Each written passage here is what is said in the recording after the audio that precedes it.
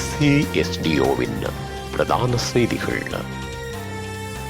முதலில் தலைப்புச் செய்திகள். ஜனாதிபதி தேர்தலுக்காக 10 பில்லியன் ரூபாய் ஒதுக்கீடு. போலீஸ் மா அதிபர் குறித்து 24ஆம் தேதி முடிவு. வாகன இறக்குமதி குறித்து நிதி ராஜாங்க அமைச்சரின் புதிய தகவல். குழந்தையை கிணற்றில் வீசி கொலை செய்த தாய். நாடு திரும்பிய நபரை கடத்திய நால்வர். பங்களாதேஷில் வெடித்த போராட்டம். தொடர்பன விரிவான செய்திகள். தாயக செய்திகள். எதிர்வரும் ஜனாதிபதி தேர்தலுக்காக ஒதுக்கப்பட்ட 10 பில்லியன் ரூபாய் தேர்தல் ஆணைக்குழுவின் தேவைகளுக்கு அமைய தாமதமின்றி வழங்கப்படும் என நிதி அமைச்சின் செயலாளர் உறுதியளித்துள்ளார். இந்த உறுதிமொழியானது நிதி அமைச்சின் செயலாளர் மற்றும் தேர்தல் ஆணைக்குழுக்கு இடையில் நடைபெற்ற பேச்சுவார்த்தையின் போதே அளிக்கப்பட்டுள்ளது. குறித்த விடயம் தொடர்பில் அரசாங்கம் கடுமையான நிதி முகாமைத்துவத்துடன் செயற்படுவதால் குறித்த நிதியை வழங்குவதில் எவ்வித தடையும் இல்லை எனவும் தபால் சேவைகள் அச்சிடும் பணிகள் மற்றும் பாதுகாப்பிற்கான செலவுகளை வழங்க தயாராக உள்ளதாகவும் நிதி ராஜாங்க அமைச்சர் ரஞ்சித் சாம்பலா பிட்டி தெரிவித்துள்ளார். தேசபந்து தென்னக்கோனை போலீஸ் மா அதிபராக நியமித்த ஜனாதிபதியின் தீர்மானத்தை ரத்து செய்யுமாறு கோரி தாக்கல் செய்யப்பட்ட அடிப்படை உரிமை மனுக்கள் மீதான விசாரணைக்கு அனுமதி வழங்குவதா இல்லையா என்பது தொடர்பான உத்தரவு எதிர்வரும் 24ஆம் தேதி அறிவிக்கப்படும் என உயர்நீதிமன்றம் அறிவித்துள்ளது. அத்துடன் தேசபந்து தென்னக்கோன் போலீஸ் மா அதிபராக கடமையாற்றுவதை தடுத்து இடைக்கால தடை உத்தரவு பிறப்பிக்கப்படுமா இல்லையா என்பது தொடர்பிலும் அன்றைய தினம் அறிவிக்கப்படும் என்று எதிர்பார்க்கப்படுகிறது. பேராயர் மல்கம் கத்தினால் ரஞ்சித் உள்பட சிலர் இந்த மனுக்களை சமர்ப்பித்திருந்த நிலையில் அந்த மனுக்கள் நீண்ட காலமாக பரிசீலிக்கப்பட்ட பின்னர் இந்த உத்தரவு பிறப்பிக்கப்பட உள்ளது. எதிர்வரும் ஆகஸ்ட் மாதத்துக்குள் வாகனங்களை இறக்குமதி செய்யும் விதம் தொடர்பில் செயற்பாடுகளை ஆரம்பிக்க முடியும் என நிதி ராஜாங்க அமைச்சர் ரஞ்சித் சாம்பலா பிட்டிய தெரிவித்துள்ளார். மேலும் கருத்து தெரிவித்த நிதி ராஜாங்க அமைச்சர் அதிக மின்சார வாகனங்களை கொண்டு வருவதில் கவனம் செலுத்தி வருகின்றோம். வாகனங்களை எப்படி இறக்குமதி செய்வது என்பது குறித்து ஆயத்தத்துக்கு தயாராக உள்ளோம்.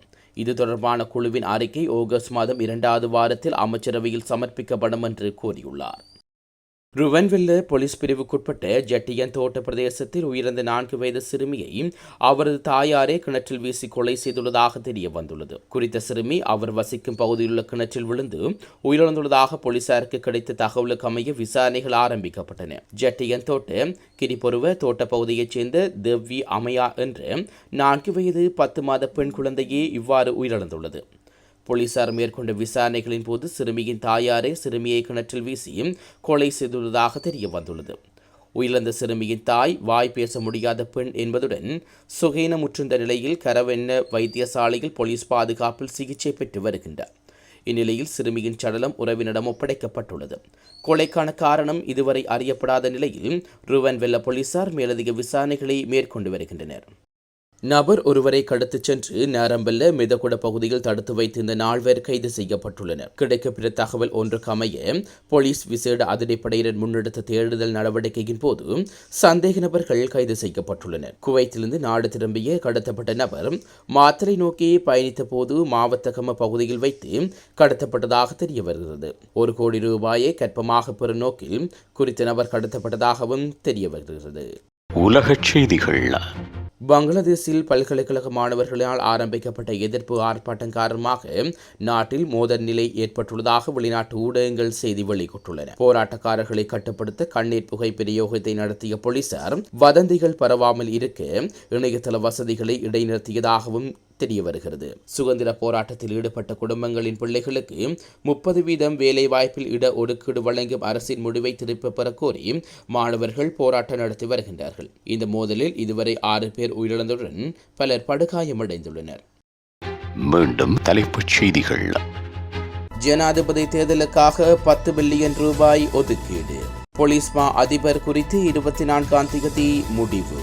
வாகன இறக்குமதி குறித்து நிதி ராஜாங்க அமைச்சரின் புதிய தகவல். குழந்தையை கிணற்றில் வீசி கொலை செய்த தாய். நாடு திரும்பிய நபரை கடத்திய நால்வர். பங்களாதேஷில் வெடித்த போராட்டம்.